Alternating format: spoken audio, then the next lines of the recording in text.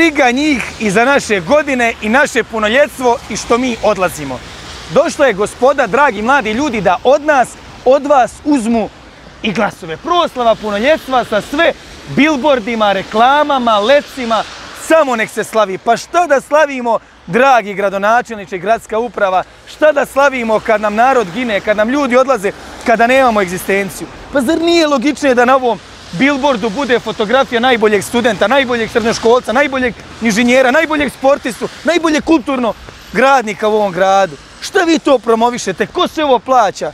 Ove sponzore koje ste našli, što te sponzore ne budu kada mlada osoba zakuca kuc na vrata gradske uprave i kaže treba mi novac da odem na neko takmičenje u Moskvu, u Italiju, u Njemačku, Japan, iz matematike, fizike, šaha, sporta, kulture. Znaš šta kaže gradska uprava? Nema novca, nema 500 maraka, nema 1000, nema 300 maraka. Mladi ljudi koji ovo gledate, vi to znate.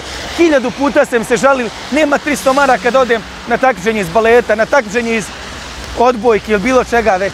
Atletike, pa atletski klubovi nam propadaju, sportski kolektivi propadaju, kulturno-umjetnička društva propadaju. Pa što da slavimo ljudi? Zašto nas vrijeđate? Ja pozivam sve mlade ljude, ne idite. Nemojte da idete. Da li ovo zloupotreba djece? Koliko mladih ljudi nema 18 godina i vi ih pozivate? Po školama dijelite letke. Pa kakva slavlja?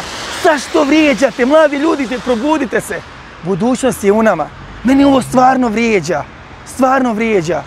I zato kažem, ovi sve cvjetići, ove izmišljena čudesa koji radite, ja samo imam jedan osjećaj, da mi živimo u dva različita svijeta. Vi ste u nekom univerzumu gdje vam je sve dobro, a narod pati.